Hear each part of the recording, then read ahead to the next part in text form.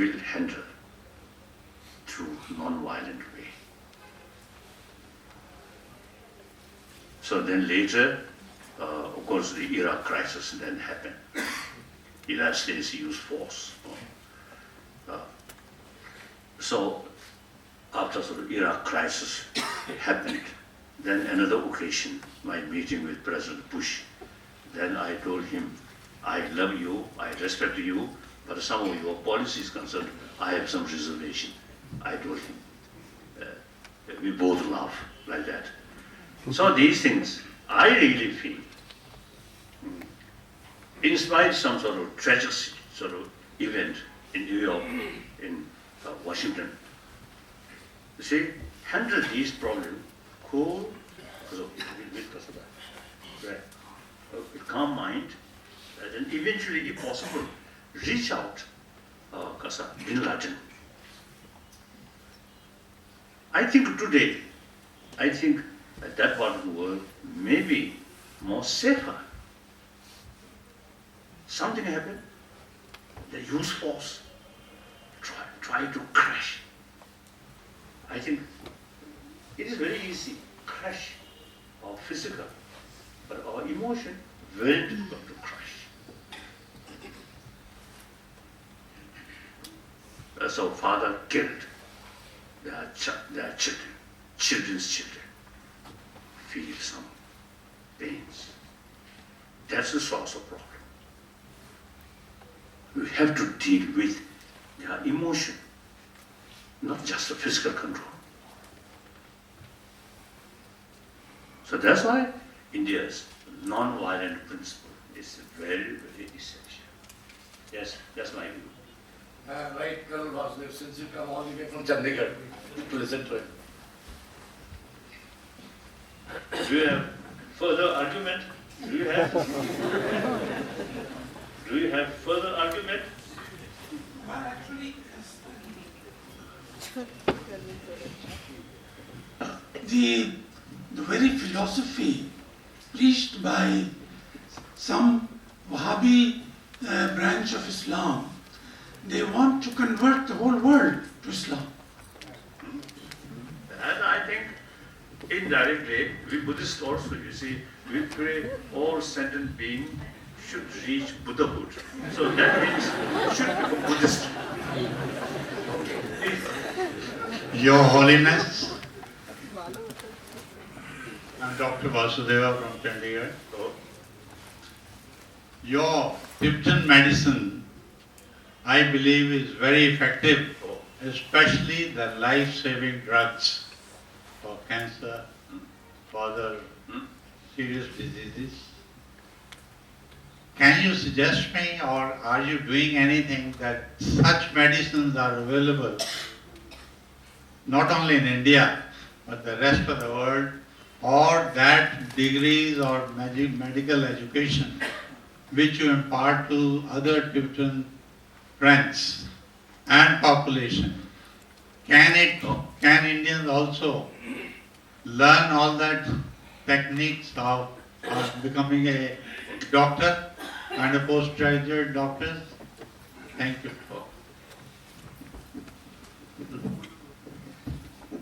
Like as an ancient Indian knowledge, Tibetan medicine, in 59, when we came, just a few qualified physicians. Then we start small institution. Then gradually wider contact through patients, including some sort of doctors in the big hospital in Delhi. Sometimes they prescribe, should ask Tibetan sort of doctor or Tibetan traditional doctor. But still, our institution not adequate, should increase. And now, in Sarnath, you see, we have also the Tibetan guy, Tibetan, what do you call Tibet, some kind of Tibetan university, medical sort of also center also now created there. So therefore, actually, you see, Tibetan medicine combination of, I think, three traditions. Ayurvedic medical system, then Chinese medical system, then Unani from Persia or something, that tradition. 8th century, under the auspices of Tibetan emperor, who sent the invitation to Shantarakshita. So under his sort of auspice, this is some semi-international medical conference took place. So eventually, you see, the existing Tibetan medical system is to combine all these the three traditions. Then plus our own, I think, 1,000-year-old certain sort of local medical sort of tradition, like that. So now, I myself, you see, I regularly take Tibetan medicine. It's really immensely helpful, especially for preventive measure. Tibetan medicine, very good. If illness something become quite serious, then sometimes Tibetan medicine not much effective. So Ayurvedic medicine much better. For example, my own sort of case, because I mean, gallbladder, Tibetan physicians say, without surgery, is it can cure. I think a few years I expect cure, but nothing happened. So then finally, you see, Dr. Chobi, she removed my gallbladder, like that. So in some cases, like that. But as a preventive measure, you see, Tibetan medicine, very good. And some serious illness, cancer, some cases, Tibetan medicine, you see, Kasuta, as at the initial stage, Tibetan medicine work effective, like that. So in any way, as you mentioned, I think it is really worthwhile to promote this medical system and further research and work. One individual Tibetan physician, eventually he established in Poland, Warsaw, small clinic. So finally, officially recognition also is developed. So similarly, I think we need more work and can create more Tibetan clinics, medical.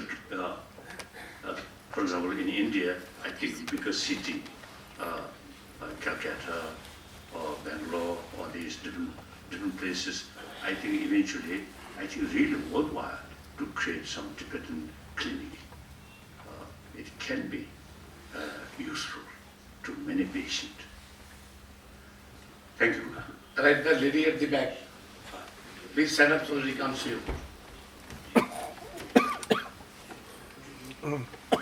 Then I think medical sort of school, I think it can sort of include some sort of Tibetan medical system. Okay. My name is Dr. Shobha Srivastava, and my question to His Holiness is, mind is so intangible. Mind is so intangible. Human mind is so intangible. There are so many thoughts. So, how to be centered? How can we control the mind? Is the meditation and chanting the only answer? Yes. Mind cannot see, cannot touch. In a way,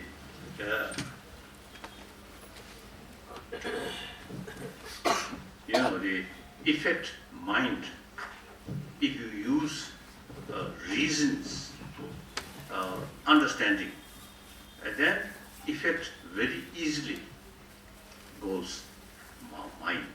Mind can change. I think, you see, when a sort of student first join first class, say, ignorant mind. They do not know ABCD. Then each class, each day, learning. Actually, it is changing their mind, the knowledge side. Ignorance reduced day by day. Now emotion, it is something different and more difficult. Some of these emotion is very much related with biological factor. So now here, the American, some sort of, like Wisconsin University, under the leadership of Richard Davidson, last, I think, more than 20 years, he carried some sort of experiment, investigation. So some of these practitioners who have several years certain meditation, you see, even their brain, because neuroplasticity, some change. So in the past, the scientists, especially brain scientists, brain specialists, they do not accept existence of mind, just a brain.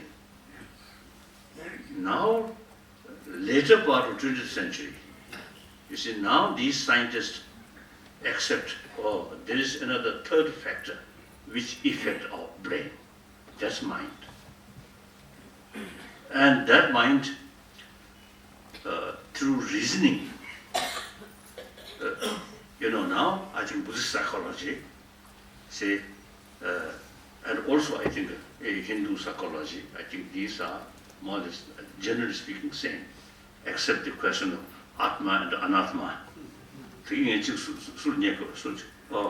Question of Atma and Anatma, these are very deep. Otherwise, you see, very similar. Practice of Shila, practice of Shamatha, practice of Vipassana, same. One occasion in Bangalore, I met, I had some discussion with some sadhu, so wonderful sadhu. You see, he very much dedicated, helping a student. I think a few thousand students, he provides lunch. Wonderful. So, while we discuss some sort of talk, then I told him, practice of Shila, Shamatha, Vipassana, we are same.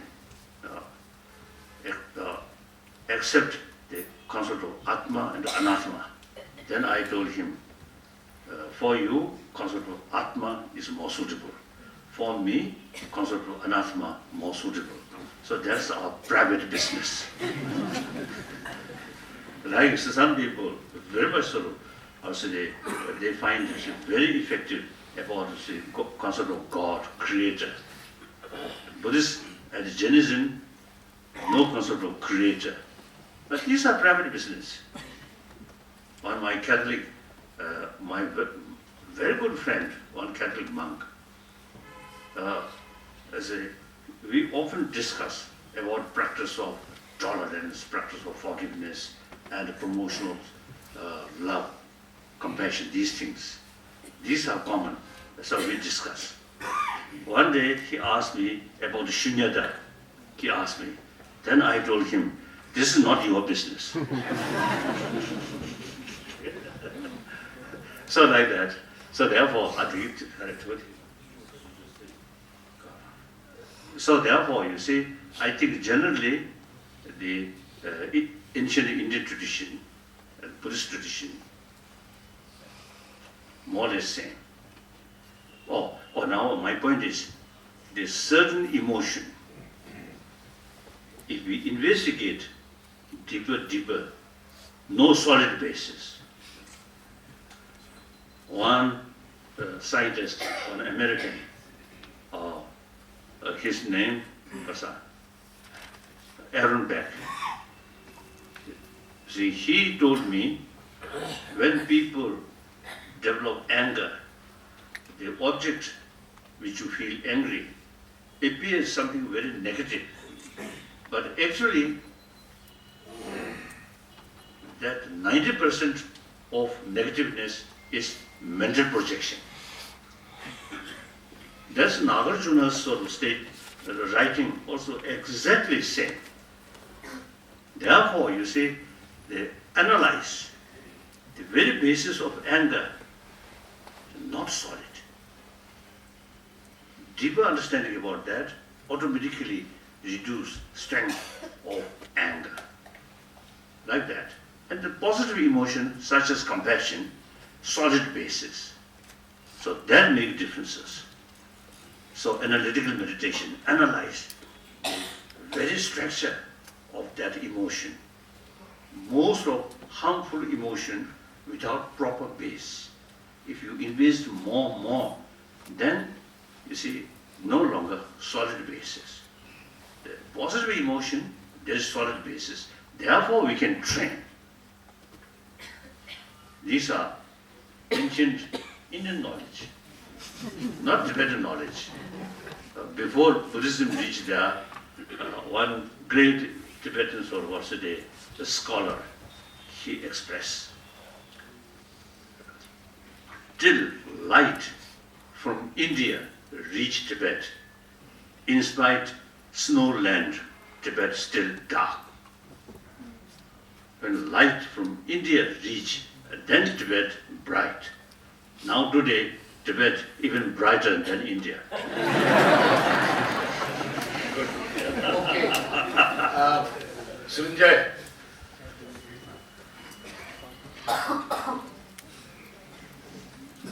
Yeah. Your Holiness, perhaps no one has spent so much time dealing with China as you have for more than 50 years. Today, China is stronger economically, politically, and is much, much more aggressive. And particularly now that, it appears that China is even supporting terrorism. What has happened with Maulana Masood Azhar. Can you tell us how China should be dealt with, particularly by India? Now, certainly, you see, firstly, I always believe world belongs to humanity, not few leaders, or rajas, or ranis, or spiritual leaders. Actually, it belongs to people. Similarly, different country ultimately belongs to the people. So China, People's Republic of China, ultimately belongs to Chinese people. As far as Chinese people is concerned, I think the long history and, generally speaking, hard-working and cultured people. Now today, during Cultural Revolution, systematically destroy all faith, and particularly Buddhist faith. Now today, China, 400 million Buddhist population. Now China become the biggest Buddhist populated nation, like that. So I believe people, the government level, unfortunately, totalitarian system. No free speech, freedom of speech, freedom of press. So I often tell you Chinese, 1.3 billion Chinese people have every right to know the reality. Once Chinese people knows the reality, Chinese people also have the ability to judge what is right, what is wrong. So censorship is immoral.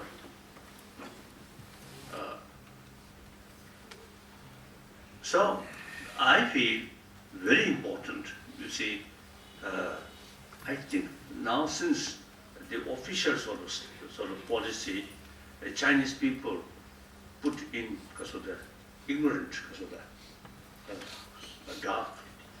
So people's level, I think for example, India, I think in profession field, invite many Chinese sort of traditional sort of medical sort of physicians, doctors, and also from India go there. And similarly, education field and many field.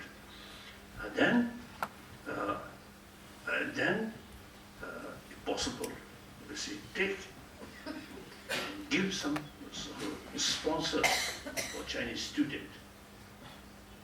In certain field, you see here, I think much more deeper knowledge about certain technology, certain field. So India has sort of potential to help them. So bring some students. So that way, I do this. You see, I think every week, 15 Chinese from mainland China, most of them Buddhist, usually 10. And I always receive them and talk. So that's way, so long, the government level, tight control there, then individual level, people's level. That's very important. Then people go to China as a whole. I usually saying, you see, Mao's era, then Deng Xiaoping era, then Jiang Zemin era, Wu Jintao era, now Xi Jinping era. Same Communist Party, same system. The reality much changed.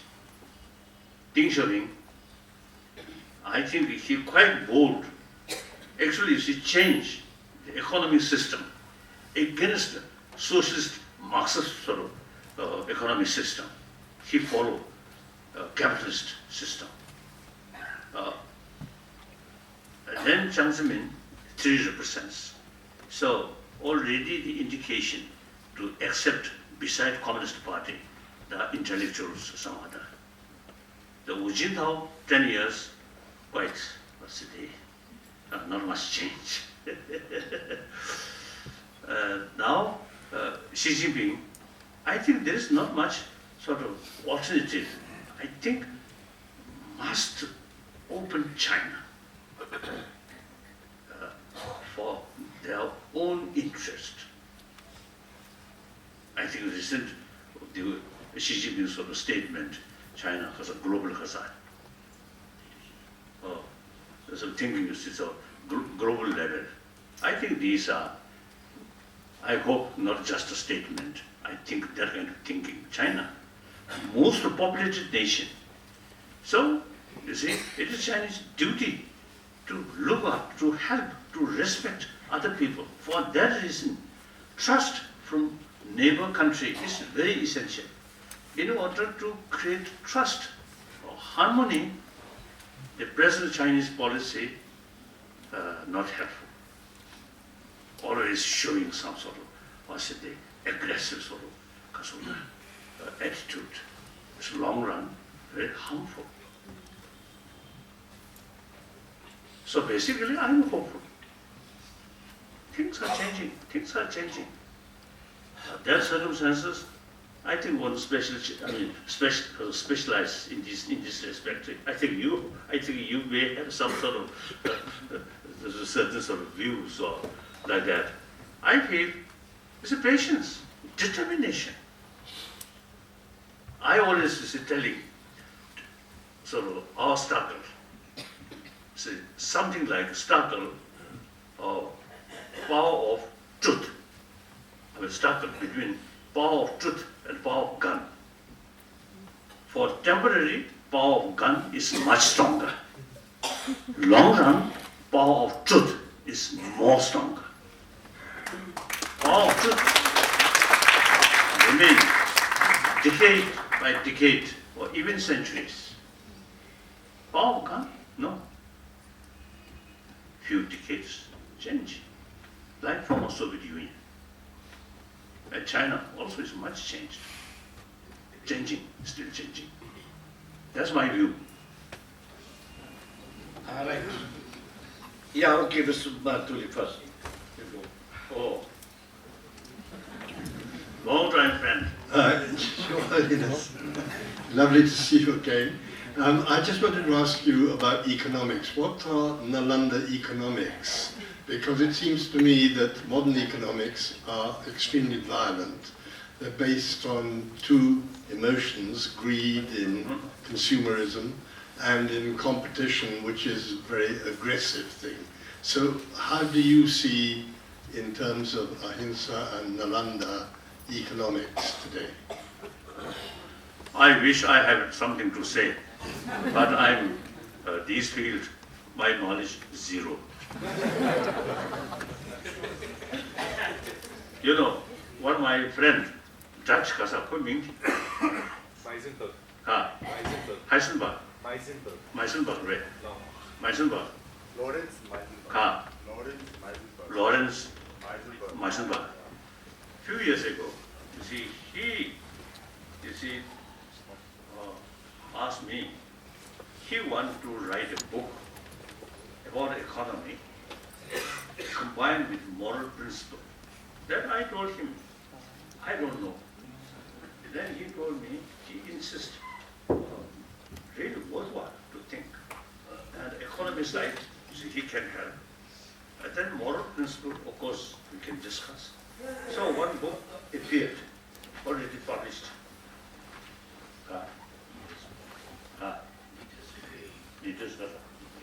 Leaders way. So there, I think some, also something like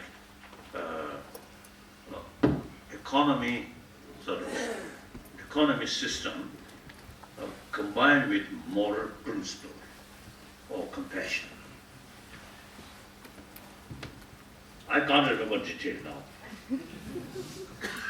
Anyway, the economy, also economy of a human being.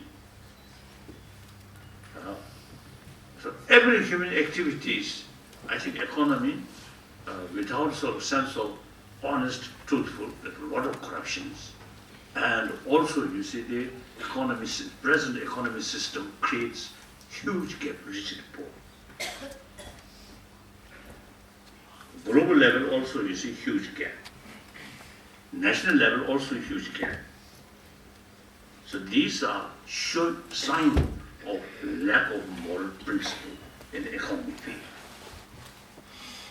So finally, you see these, since you see huge gap rich and poor. One occasion I expressed in Washington, the capital of the, I think, most richest nation, suburbs, Washington, there are many poor people. So this gap not only morally wrong, but practically also source of problem. So some kind of, so therefore, as far as socio-economic theory is concerned, I'm Marxist. I prefer more equal distribution. That's much better. I think with awareness, then good. Of course, I must make clear, I'm totally against the Leninism. Lenin, I think Lenin, I think wartime, you see, a certain sort of mentality or certain sort of way of thinking during wartime, something relevant. That is tight control, distrust, and a little bit sort of merciless sort of activities. Wartime is relevant.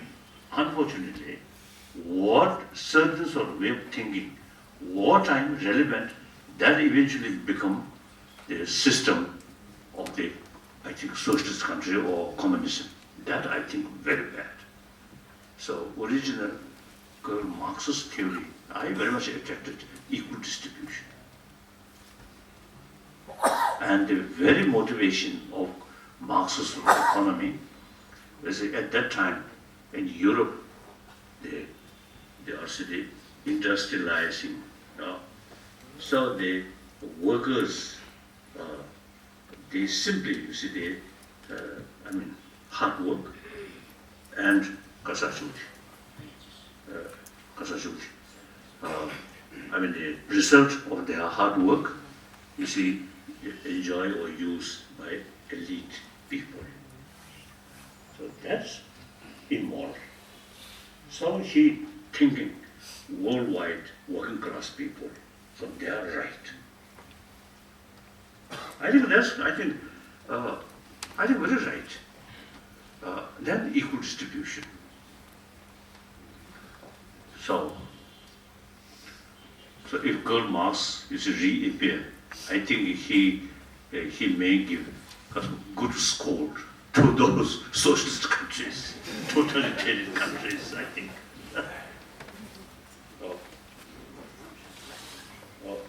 No hurry. No, this was today our last engagement program. So doesn't matter. Even 3:30, okay. Huh? Oh yes, His Holiness, I love this kind of discussion. let me first thank you, Holiness, for your wonderful lecture. My name is Ishan Tiwari. I needed to ask you one simple question. You mentioned Xi Jinping, the Chinese president. Now, Xi Jinping is a modern leader, educated, as you know, in the US, has now supreme power, even controlling the army, everything. So, how has your interaction with Xi Jinping particularly been? Which subject to your Tibetan occupation as well as the general Chinese matrix?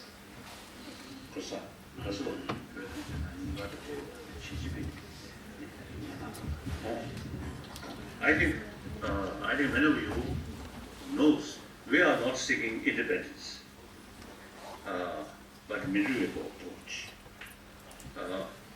And historically, many Chinese scholars, they say 7th century, 8th century, 9th century, at that time, there were 3 emperors: Chinese emperor, red, Chinese emperor, Mongol emperor, Tibetan emperor, equal. So during those periods, Tibet was an independent nation. Actually, last year I met one Chinese scholar.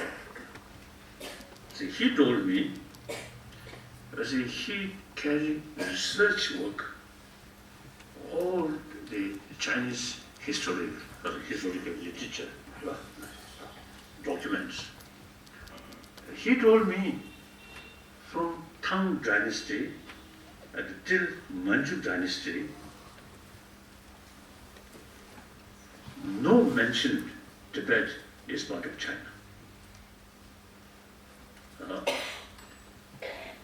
And then you see the Kuomintang time and the communist, they use, you see, the material that Tibet is part of China is based on Tibetan. Some Tibetan sort of official sort of report or writing like that. He told me. So I think it's the Chinese emperor, and since 7th century, Tibetan emperor, Chinese emperor become very close. Then gradually, actually many Chinese emperor, you see, follow Buddhism. So then we Tibetan lamas also, you see, a sort of fond close relation with Chinese emperor. Then sometimes we usually call close relation with because a priest, a patron priest, because a patron priest relations. Yeah. So you see, that scholar is telling me that Tibet is part of China. For that, all these sort of a concept based on Tibetan writing. He told me like that. So in any way, I am real admirer of spirit of European Union. I think India says also, before sort of British rule, you see, India, different state, different Maharaja, small kingdoms, isn't it? Imagine, small kingdom still remain there, or United India. I think United India is much more beneficial to Indian people. So small kingdom, then there are sometimes problems, unnecessary problems. So we also is thinking now like the European Union or Maktali, the Englishman is thinking, I don't know.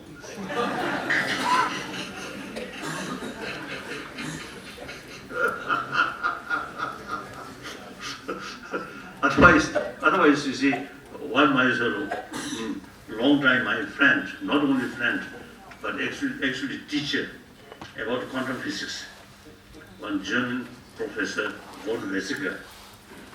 In 1990s, he told me, when he was young, as a young German, French is their enemy. Similarly, in eyes of French, Germany is their enemy. In the 1990s, that kind of sort of attitude, that kind of feeling completely changed, disappeared, he told me. So French and German, I think through centuries, were killing each other. So after Second World War, you see, because of the principle of forgiveness and reconciliation, then gradually the European Union started. I really admire. So I often, you see, expressing that kind of spirit, European Union spirit, I think should create in Africa, African Union. And many of these, also the unnecessary killing, I think will reduce. And I think a lot of money can save. Otherwise, each country spend a lot of money for defense or something like that. Then, while the British are leaving, I'm hoping eventually Russia should join. For that sort of first step, many years I sort of expressed the headquarters of NATO should shift to Moscow. You see, that reduce sort of suspicion, distrust. So like that. So I think in the future of the world, not separation in the name of independence, but rather I think work together. That's the future of the world. The other day I also mentioned eventually Asia also some kind of union, including China, India, Japan, and some other states. That's much better. I think Sino-Indian relation, I think our aim should be genuine Hindi Genie bye-bye. That I think not just a diplomatic way, I think genuinely, that's mutual benefit. China, most populated nation, Indian nation, India, also the greatest democratic country. And number of Chinese follow Buddhism, that means India's tradition. So I think, you see, we have to think end of this century, 21st century, then next 22nd century. See, we should have sort of wider perspective, right? Like that. So therefore, you see, I am not seeking independence. Remain within the People's Republic of China. And provided they should give us genuine sort of freedom regarding protection of our culture, our language, our environment. Okay, So now elected political leadership also need to follow, you see, that policy. So I'm very happy. Navroz.